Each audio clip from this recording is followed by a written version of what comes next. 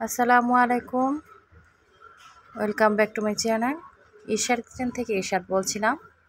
আপনারা সকালে কেমন আছেন? আপনারা নিশ্চয়ই ভালো। আলহামদুলিল্লাহ, আমিও ভালো আছি আল্লাহর অশেষ রহমতে। আজকে আমি খুবই মজাদার একটি মিষ্টি কুমড়োর ভাজির রেসিপিটা দেখাবো।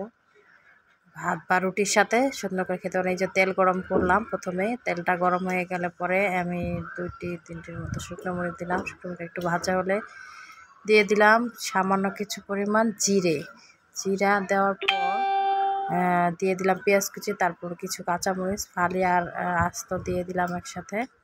তারপরে এই যে মিষ্টি কুমড়াটা কিন্তু আমি ছিলার পরে ধুয়ে নিয়ে তারপরে কিন্তু কেটে নিয়েছিলাম, তাহলে যে মিষ্টি কুমড়ার একটা মিষ্টি ভাব সেটা কিন্তু চলে যায় না। এরপরে যে কেটে রাখা মিষ্টি কুমড়া ভাজি সেটা দিয়ে দিলাম। দেওয়ার পরে এই যে নেড়ে চেড়ে দিচ্ছি। এখন কিন্তু হাই হিটে রয়েছে, আর ভাজিটা সব সময় দেখা যায় হাই হিটে করলেই কিন্তু লবণ দিয়ে দিলাম, এটা পুষে দিতে হবে। আর মিষ্টি কুমড়াটা কিন্তু সেদ্ধ হয়ে গেলে অনেকটাই কমে যায়। এখন কিন্তু সামান্য একটু হলুদের গুঁড়ো দিতে হবে, আর সামান্য একটু মরিচের গুঁড়ো দিব। এটা কালারের জন্য, না দিলেও কোনো সমস্যা নেই। তারপরও ভাজিটাকে স্বাদ করে তুলবে এভাবে দিলে। এই তো এখন নেড়ে চেড়ে দিচ্ছি।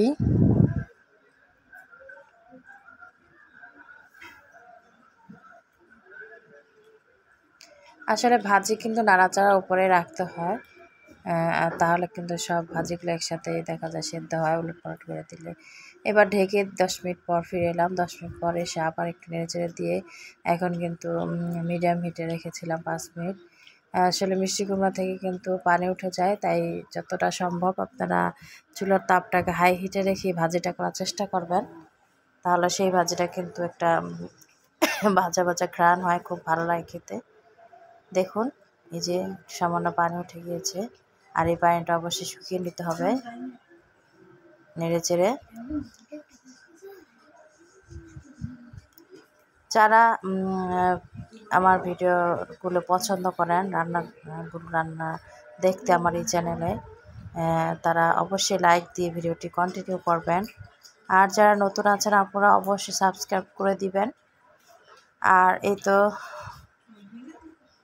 দেখুন অনেকটাই কিন্তু পানি শুকিয়ে এসেছে, যেহেতু হাই হিটে রেখেছি। রান্নাটা কিন্তু ভাজা যখন দেখবো একেবারে পানিটা শুকিয়ে গেছে, তখনই কিন্তু আমি ভাজিটা নামিয়ে ফেলবো। সকলে ভালো থাকবেন, সুস্থ থাকবেন এই কামনা সবসময় করি। আর এই যে সকলে লাইক কমেন্ট শেয়ার করে আরও উৎসাহ বাড়িয়ে দিবেন। আর আপনাদের সুন্দর সুন্দর কমেন্ট পড়তে আমার খুবই ভালো লাগে।